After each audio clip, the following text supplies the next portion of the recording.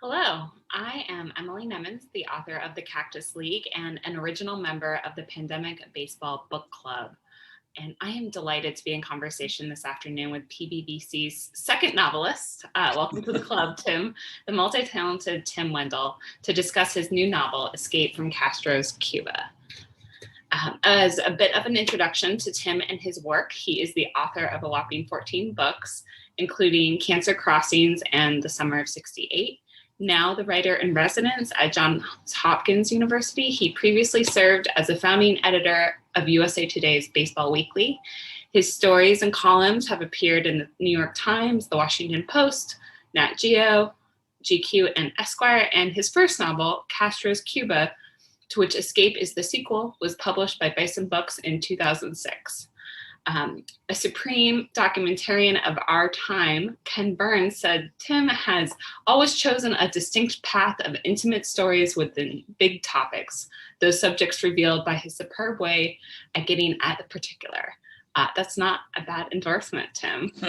Welcome. Yeah, I love that. I know your bar has been, as the second novelist in Baseball Pandemic Book Club, I mean, Cactus League was superb. So it was, that's kind of a high bar to match up with. Well, we both wrote baseball books without a lot of baseball. So let's get to that later. Yes. I guess, I was trying to figure out how to summarize the book for viewers of this video, but I worry that I'd inadvertently let slip too many spoilers, which is to say that it's a roller coaster emotionally, and there's a lot of action in this book. Can you give viewers like maybe the elevator pitch about Escape?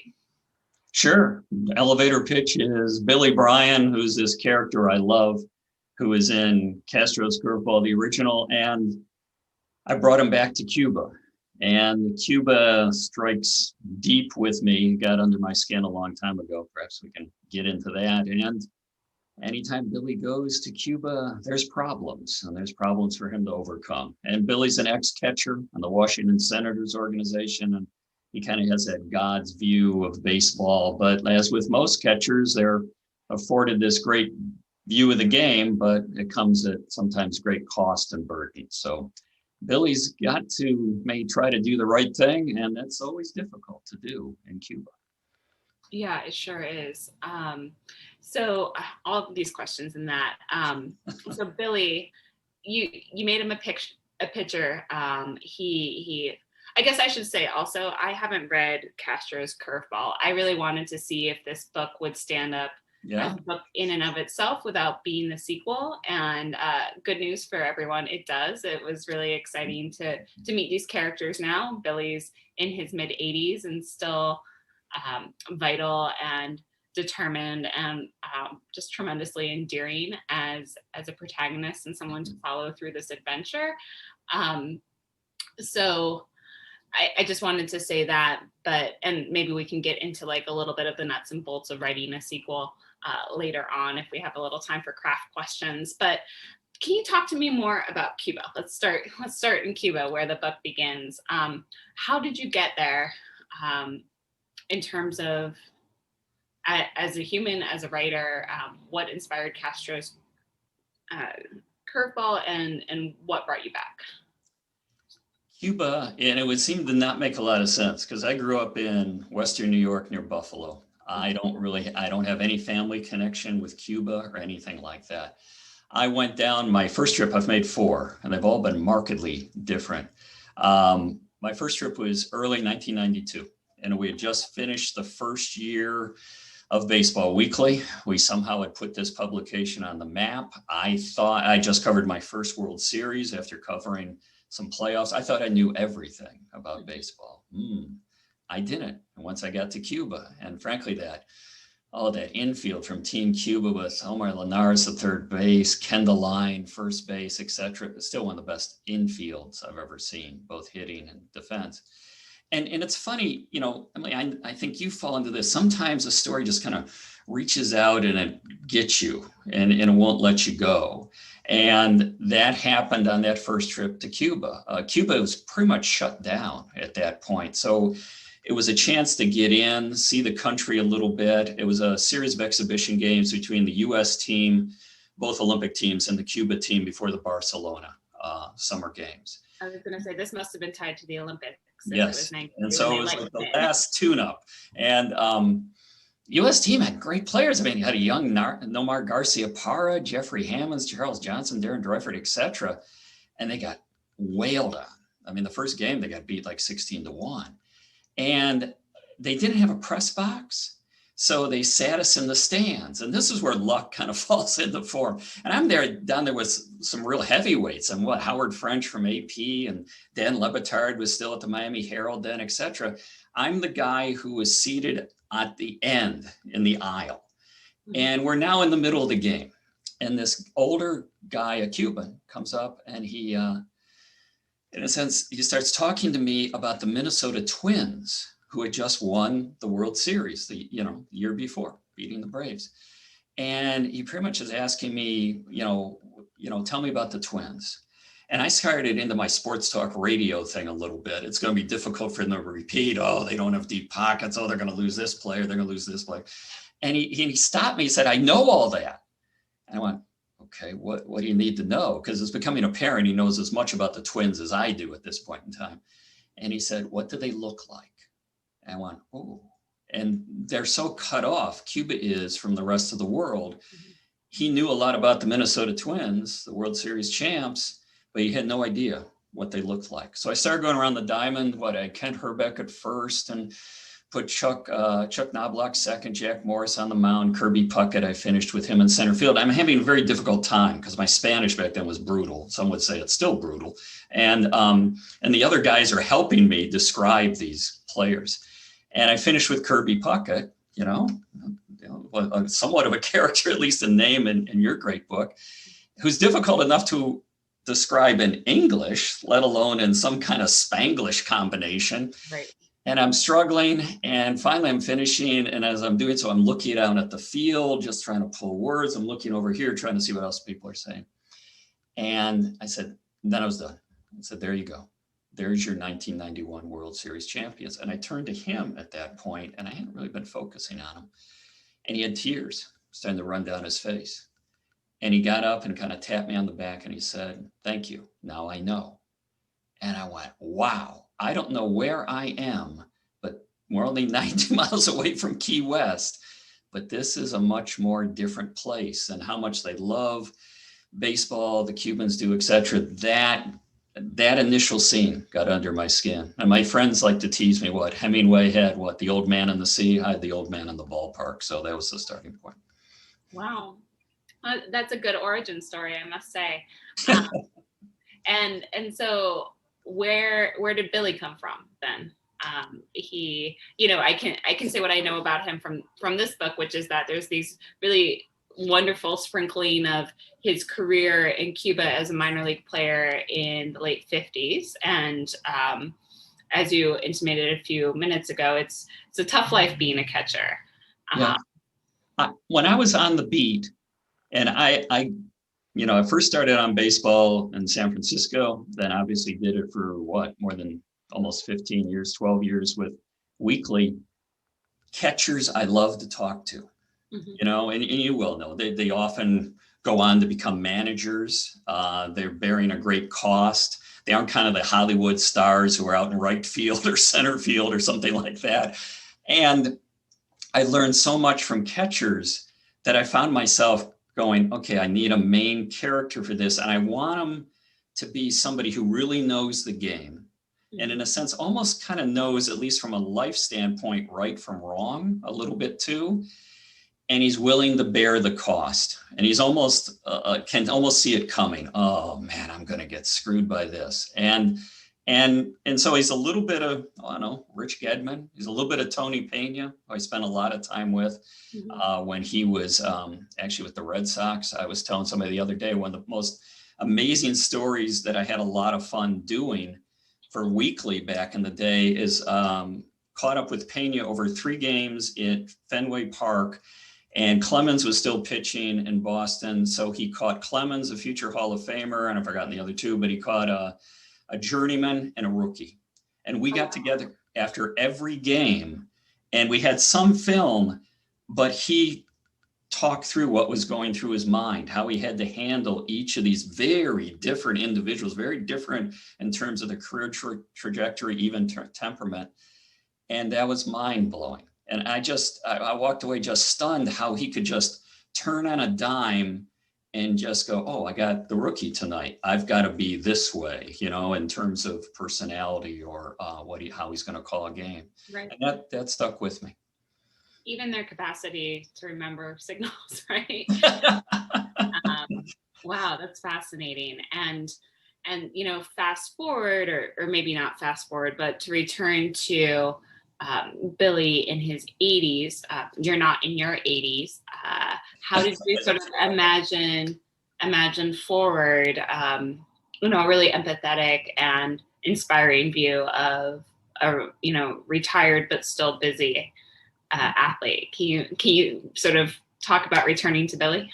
Sure. And I think one thing you did so well in Cactus League is what, baseball, I think you can run into a number of players, even ex-players, whatever, and they're all trying to get back in the game. The game somehow holds them in some way. And that's what I kind of wanted to be with Billy too. And it's interesting, when way back, when Curveball first came out, and everybody should do this, I think, in some ways, just for their family history. Find, the grandparent who really knows the family history or whatever, and interview them, tape them. And years ago, I did interviews with my grandfather, just trying to get the family history down, because once he's gone, it's gone. And I have those tapes, I have them now on computer, whatever. And when I was back doing Curveball, I went back and kind of listened to his voice again a little bit, get the cadence, get the things he would kind of say. And it was so funny when Curveball first came out, I would go to appearances, and sometimes people would think I was the driver, because we were waiting for some old guy to show up, because the voice is an older gentleman, and they're going, okay, good, you're here, but where's the talent? Where's the guy we really need? I'm going, no, it's me, and some of them won't even believe it. So Tim, this happened to me too, actually, because the Cactus League opens with a 60-something former left fielder who is a batting coach, and right. And it stays with him for the first chapter. And I was at a party, like decked out in, New York party gear, and advanced readers' copies had just gone out. And someone came up to me and said, Emily, you are such a good old man. And so that was such a wonderful compliment. But yeah, it's hard to pull off, but it's, I think people really don't expect anyone to necessarily be able to not throw their voice. It's more work than that, but to embody and enrich the voice of a character so different. So that came from tapes with your grandfather, you're saying? Yeah, it started that way. And then obviously Billy grows. And frankly, Emily, one of the biggest trepidations I had about doing a sequel, because I wasn't necessarily going to do a sequel. Sequel wasn't in mind. There's almost 20 years between these books almost. And I had gone to Cuba again in early 2017, just before Trump was sworn in. And I better get back, because things are going to change. Who knows if I'll be able to get back. And I decided at that point, enough things had changed that caught my eye. Players weren't getting out on rafts anymore like El Duque. They were getting out on cigarette boats and being spirited away and having to make deals with Mexican crime syndicates and everything like Puig did, Yasiel Puig, etc. So enough of that, I'm going, wow, it's changed. I like this. And I started thinking, it'd be fun to go back, and maybe Billy Bryan returns to Cuba, etc. But my biggest trepidation was Billy still going to talk to me? It had been a while. I hadn't reached out to him. I think sometimes your characters can be a bit like your mother if you haven't called her in a while. They kind of hold that against you. So the first conversations or whatever, the Ouija boards with Billy were a little rough, but Billy's a great guy. So he ended up telling me more of what's been going on since I hadn't gotten in touch in quite a while. Yeah, he figured out how to use a cell phone. Barely. Yeah, so I wanted to hear more about that fourth trip to Cuba, right? Or this last one. I don't know where it falls in this. It's the last one. It's the fourth, and it kind of came about because I wasn't really chomping at the bit to go back to Cuba. Cuba, I love it, but it can be kind of exhausting. You know, like one of my phrases is, a week in Cuba feels like 2 weeks anyplace else, because you're not going to rest. You're just going. You know, there's like another club to find that's going to stay open until 3 o'clock, and now we're going to be up at 7 or 8 to go out to the ballpark and talk to some old baseball guy or something like that. So it's not a lot of sleep, and the people are great. I still remember the first trip down. We're walking around the old part of Havana, and some elderly woman, Cuban, kind of figured out we were there, and she came up to me and just said, "You're American." I'm going, "Yeah, okay, I'm not going to deny it. I'm American." And she pretty much talked to me for a half hour how they didn't trust the Russians, how they danced better, and all this stuff. And I'm going, "Oh man, this is nuts." So the last trip down, early 2017, my wife had always wanted to go. You know, "You keep going to Cuba, I don't get to go." So we went, and I'm feeling now a little bit on edge, because Cuba, it's never going to go according to plan. Something's going to go sideways. And it went sideways real quick on that trip. We were coming off the actual flight. Southwest Airlines want to get away fare, which blew my mind, you know, going out of BWI. And we landed, they didn't have a ramp. So we came down the stairs. I'm walking across the tarmac. My wife's on one side, and we got some other friends we're traveling with. And this guy saddles in next to me, and I go, "Uh-oh." And I could tell he was plainclothesman, Cuban plainclothesman, even though he was dressed in jeans, had a t-shirt. Mm-hmm. And the first thing he says was, "Call me Ricky." And I'm there. "Okay. Hi, Ricky. Hola, Ricky." And I didn't say my name. Mm-hmm. And now we're still walking. We haven't cleared customs. We're still walking toward the terminal. And he goes, "What brings you back to Cuba again, Senior Wendel?" And I'm going, "Oh my goodness. God, they know I'm here already. And I haven't cleared customs." And so we were followed a little bit. And actually what we figured out later is I had arranged an off the record, just conversation or whatever at the US intersection, the embassy, and they must have had a leak, because they said, "No, let's check out who these guys are." Okay. And I've got a pretty good file, I'm afraid, in Havana. Yeah. I mean, and my knowledge of Cuba is pretty spotty at best. When did Fidel and Raul, when was this in comparison to that? And you wrote about the handing over of power in the book. As somebody that knows the country well and was there near that time, how did that strike you? Well, what strikes me is, I think, first of all, when we went in 2017, that was less than a year after Fidel Castro had died. So Raul's in charge. I can go back to Fidel Castro and his connection with baseball here in a little bit, because I always find that fascinating. But just with Cuba, the relationship between the Cuba and the US, I just find to border upon almost the criminal in a way, because it's almost the height. You talk about a relationship with Russia or China, whatever it may be. In my mind, our relationship with Cuba is the height of political dysfunction. It's gone on for how long's the embargo? 60 years or something. And the people are amazing. They will go out of their way to make you feel at home. I mean, I've been invited to so many people's houses, and I look around and I go, they hardly have any food at all, but they're going to offer me some. And I can't refuse. Yet it's the politicians that drive us apart. And my heart goes out to them. I've got a good friend of mine down there who taught for many years in the economics at University of Havana. And at one point we're just talking, and I said, "What is it really like here?" Because I'm constantly trying to figure it out. And he said, "You know what it's like? It's like I'm behind a large theatrical curtain, like you would see like at a Broadway show or something like that. You and the rest of the world are on the other side. Every now and then, the curtain may part a little bit. I may hear a little bit of what's going on the other side, but I'm not part of that world. I'm in my own little world behind this curtain. And someday, I hope I'm out of here. And you're just going, wow. And it doesn't mean he's trying to defect or anything like that. It means he's looking forward to the day that Cuba can be, in a sense, part of the world. And right. That's just a profound sense of isolation. yeah. And yet the gallows humor, they have, I sometimes have not laughed as hard as I ever have, like on trips in Havana.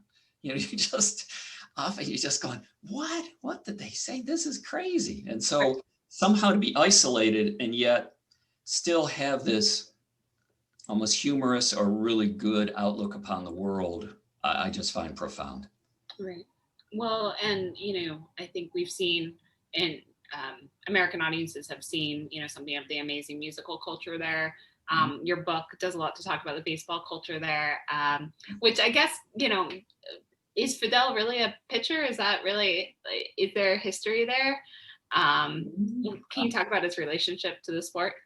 Yeah, I'd be happy to, because it's something I'd heard maybe a little bit in peripheral before that first trip in early 1992, and then it was reinforced on subsequent trips by Cubans. They're going, yeah, Fidel loved baseball. Fidel, could have been maybe a prospect. I mean, that's always part of the myth. Right. And I was kind of dismissed it till I was down there. And I'm certainly not a Fidel Castro booster. I think he was a pretty evil cat, but you can't underestimate the guy. And I'll raise like two things very quickly. When he left the eastern end of the island and came to Havana, he needed to go to prep school for a little bit to get his grades up and all this. And we visited that prep school. It's a Jesuit prep school. And one of the fathers, a Jesuit priest, showing us around. And we're out now outside in this courtyard, and there's this stone wall. And at one point, he's pointing out these divots in the wall. And I'm going, what are we talking about? And he goes, when Fidel was here, when he couldn't find anybody to play catch with him, he threw against that wall. And he threw against it so much, there's little, according to this guy, indentations. One thing Castro did that was profound, and I think one reason he stayed in power for so long, takes power, 59, comes sweeping in. One of the first things he does is put together a baseball team. They're going to tour the island. And he's got Che Rivera, of all people, at second base. Well, Che stunk. But they toured the island, and the people loved it because they love baseball so much. They've been playing it almost as long as we've been playing it in this country. And you talk to Cubans even today, they go, that's maybe one reason we kept giving him the benefit of the doubt. He loved baseball. So it's he could certainly manipulate and use, in a sense, countries' memory, even their soul, in a sense, against them. Right. Another part of that soul in the book, I don't think I'm giving too much away to mention Gabby. Oh, I love Gabby. So you talked about a few of the influences for Billy, but Gabby Santos is this amazing prospect that Billy encounters in the first chapter or two, when he's back down in Havana for a film shoot. Can you talk a little bit about how Gabby came into being? Gabby came into me because Emily's kind of a composite of conversations I've had with ball players down there through the years. And I think I may drive them a little crazy at some point because, one of the things we're very fortunate about in this country is, pick something. You want to be, I don't know, an investment banker. Okay, go to New York. You want to write a great script. Okay, go to Hollywood. You have the opportunity in most cases to test yourself against the best. Mm-hmm. They don't down there. And I think sometimes we tend to look at it almost from too much of a capitalist eye when somebody defects, when El Duque defects, when Puig defects, whatever. Oh, they're just going for the big money. Well, yeah, money's important and it's going to mean a lot, in their lives. But the type of deals they're having to cut not only with crime syndicates, but not sure when they're going to see their family again if they leave. And I think the thing they're really trying to answer more than money is, where do I stack up? They hear all the time about the major leagues. At times they're able to get some games on TV, maybe listen to them.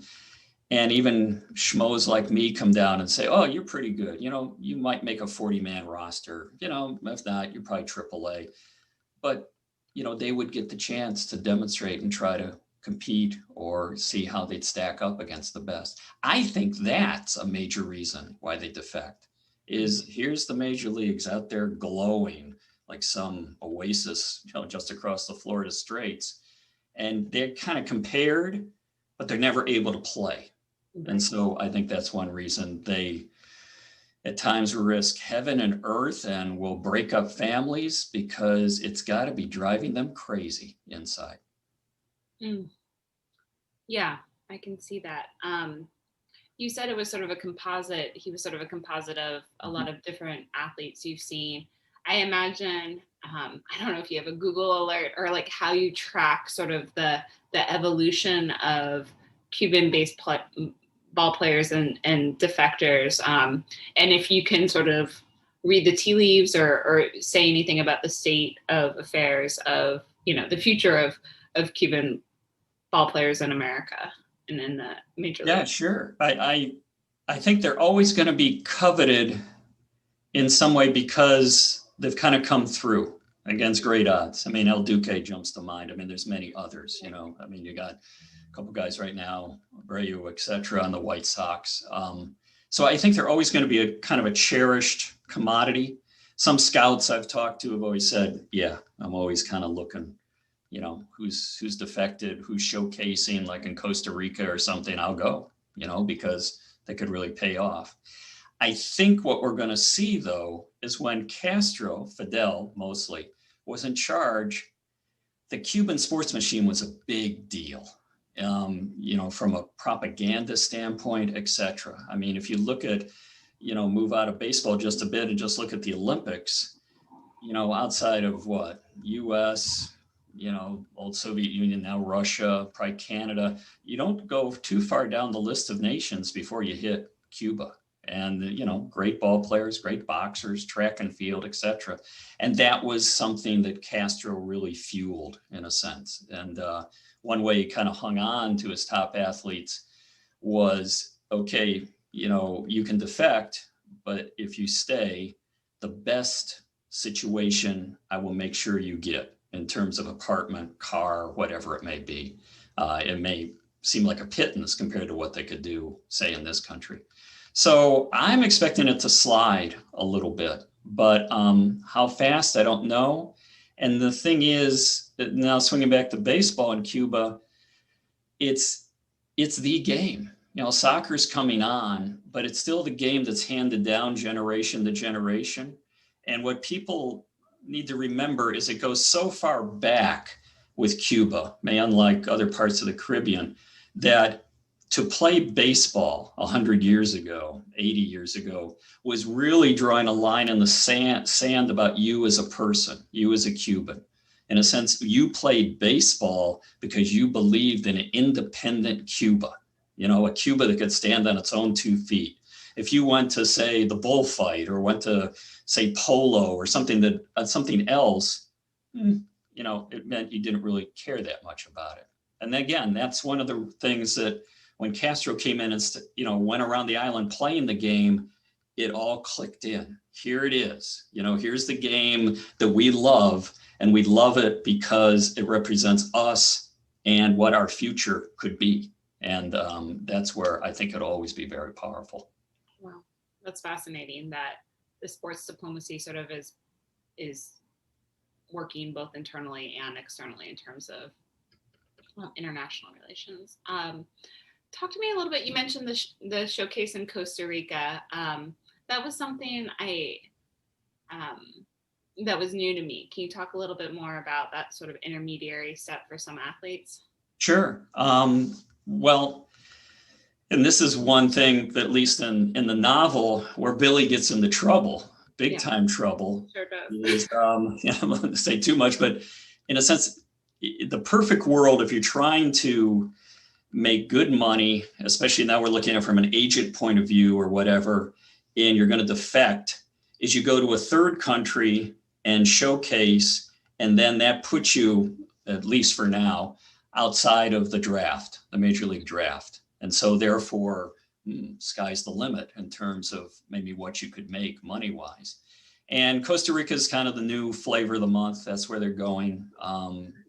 Dominican Republic less so, because it's now so, has so many academies and has so much, the ball clubs are so entrenched there. I was going to say there's so much infrastructure in the DR now. Yes. And so what you see is they just kind of set up a little showcase thing. In Escape from Castro's Cuba, I put it in Haiti, but it's the same type of thing. Let's get someplace, have them showcase, and the scouts will come, especially if they hear it's a Cuban player, and therefore then, the money can start going up. There's a great documentary out, about 90 minutes, called, oh gosh, I want to say it's The Last Out. And it's about 3 Cubans who defected roughly about 2 years ago, went to Costa Rica, and their struggles to try to catch on with the U.S. major leagues. And one of the things that struck me with it is, believe it or not, he goes by Happy Ortiz, and he gets kind of left by the agent in Costa Rica. The agent comes to him at one point one day and just says, "Sorry, I can't do anything for you. I'm cutting you loose." And you're talking to a guy who's like defected from his family, who somehow got his way to Costa Rica. What I couldn't believe in that documentary is, with very little prodding or second thoughts, his immediate reaction is, "I'm going to the US." And he somehow goes all the way up through Central America and Mexico, and they follow some of that journey, which is very dangerous, so through Honduras and etc. And this is, in a sense, what it's about for so many of them. We're it. And they feel their dreams, at least in part, can come true if they can get to our country. Now, this guy never ends up on a 40-man roster or anything, but the last I heard, he's a fitness guy, fitness coach working at some sports club in Houston, and loves his new life, and has actually been able to bring his mother and his sister here. So what we're talking about in some basic level, and I think Cuba is maybe the most dysfunctional or severe example, is it's an immigration story. And it's where immigration is broken down, just in a bitter way. So, as you hear all the time, baseball is a business, as we well know from your great novel. And, the agents will always kind of look upon that way. So, say they showcase 5 kids in Costa Rica. They sign, one gets signed to the major leagues. Yeah, they're doing fine. I don't think they're that worried about what happens to the other 4. Right. Yeah, it's a bummer, but it's the realities of business, right? Yep. Unfortunately. I was reading a review, just to pivot a little bit towards craft, if we've got a few minutes for that. Yeah, sure. I was reading a review that called the book an allegory for the story of Cuba itself and all its tragic magnificence. And, when we're talking about big themes in the example of a specific character, that's always such a balancing act. And right. I was wondering if you could talk a little bit about writing and sort of how you manage the push and pull of allegory and plot, and general and the specific, if that came naturally or if it was revision. Oh, no. It come naturally. Well, I don't know. I don't want to speak for you, especially in the whole realm of baseball fiction and such, but I like researching, I like reading other things. But when I get really, really lost, which happens a lot, especially with my fiction, I'll talk to my characters, especially my main ones, and I'll have almost conversations like we're having right now. I'll talk to them out loud. It's a great way to be left alone. Boy, your family thinks you're losing it. And And that's, again, a little bit of my trepidation when I had to reach out to Billy again, because we hadn't talked in a while. And I can bring in, I don't know, Cuba since Castro arrives in 59, or going back to, the early 50s. Castro very much was, he would have been considered a blue chip prospect coming out of high school. He played baseball, he played soccer, he played basketball. He was a great athlete, and so, that's kind of, the research. It's fun. But then you bring in the human element in, and I need to hear from my characters. And at that point, I have to ask them questions, and I have to pay attention to, in a sense, what kind of comes back through the tea leaves a little bit. And one of the big mistakes I made early on in my career is I used to outline a lot more. Now I don't outline that much.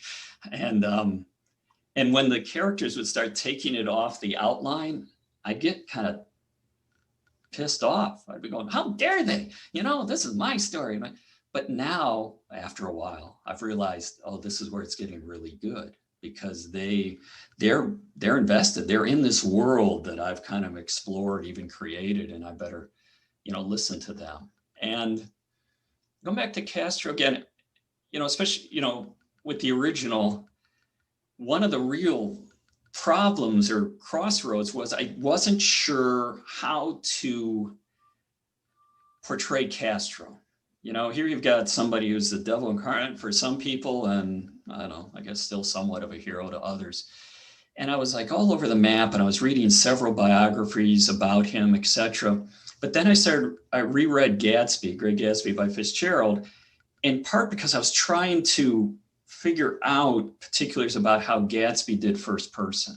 And I hadn't done a lot of first person before that first novel. I'd done some in columns and such, but where Fitzgerald's so good in that novel, sometimes being like really up close, and other times really fading back. But if there's a question, he's right kind of there in your shoulder, almost whispering in your ear, in that, voice of Nick Carraway.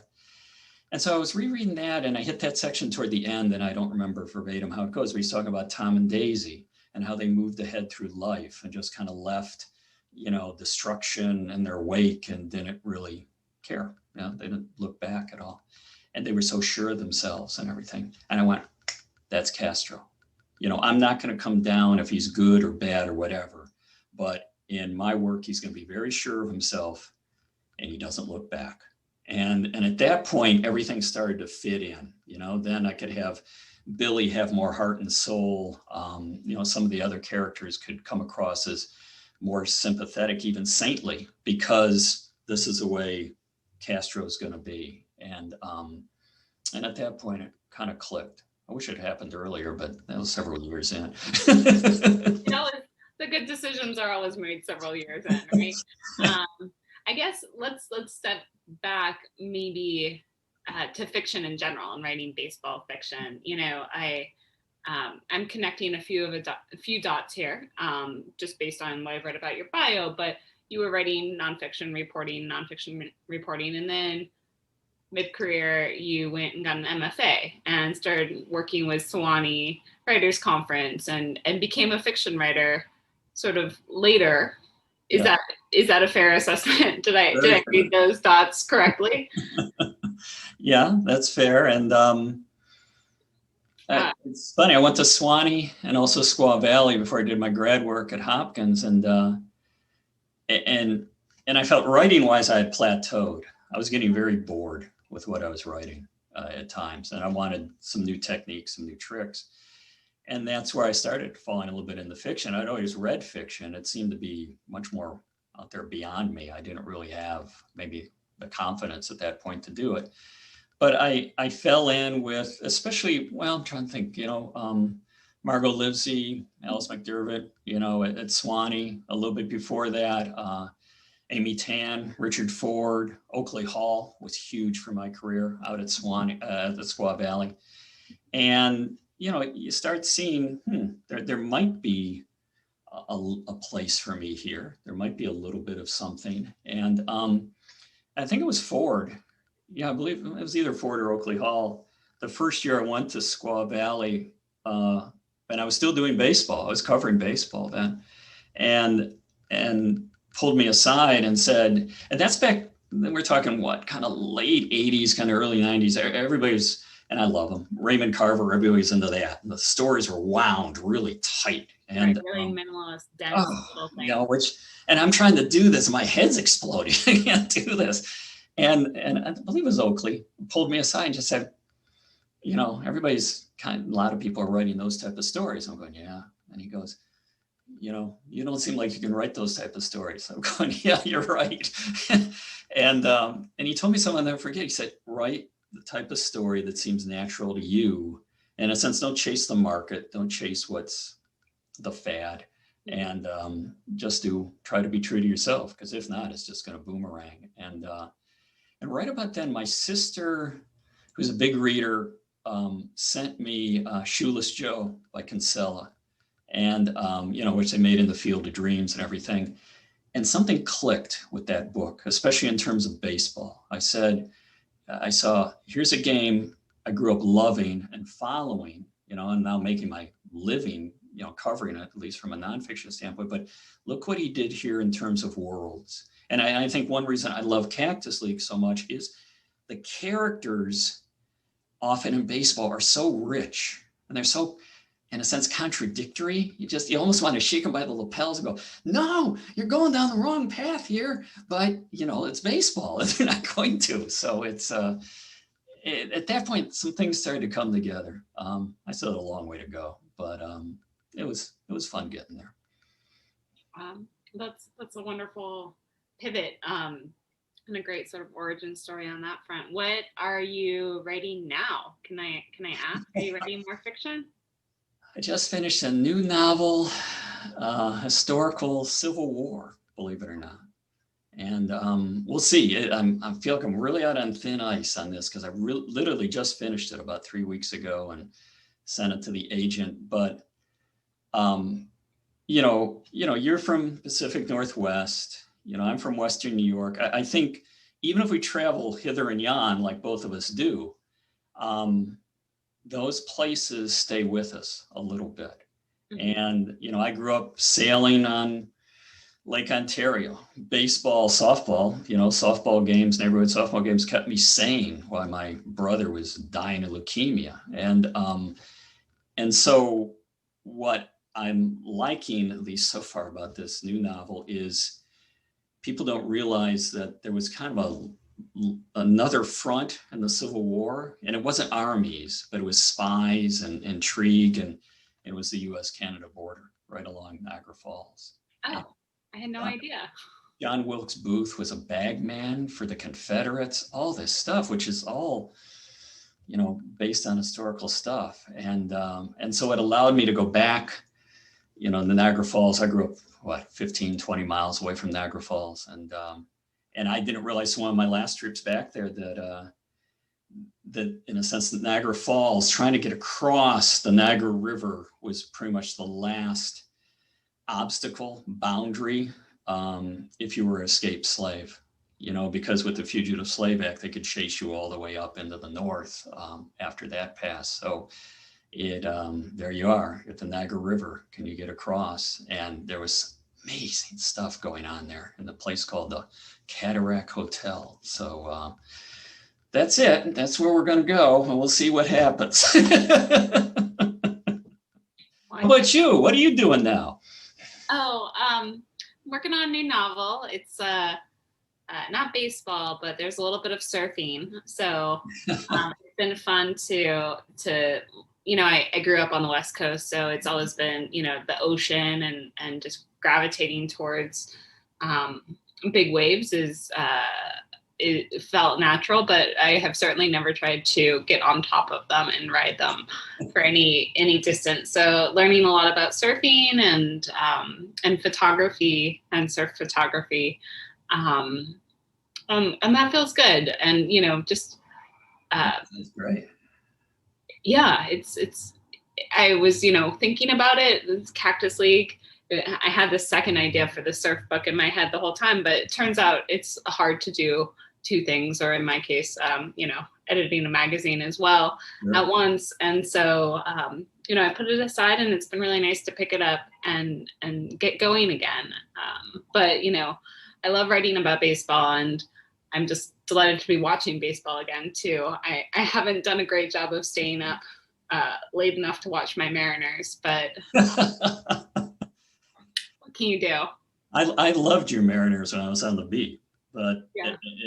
it meant for a lot of long plane trips for me, because I was living Northern Virginia at that point. We're down in Central Virginia now, and they were so good with what Junior and A-Rod was up, and what Edgar Martinez and Jay Buhner. I was always flying another trip to Seattle to do another profile of somebody or something like that, and they were great. There were an exciting few years there. I think it's a little exciting again if they can all stay healthy. Yeah. But who are you following this year? I'm kind of following, my wife's Canadian. And because the Blue Jays are playing in Buffalo, I'm kind of following them. Oh. And I should have brought this up with the Natural, which I guess I liked as a novel, but the movie had a major impact on me, even though the ending's totally different, is where they filmed pretty much most of The Natural was the old ballpark in Buffalo where my grandfather used to take me to games. Oh, wow. Okay.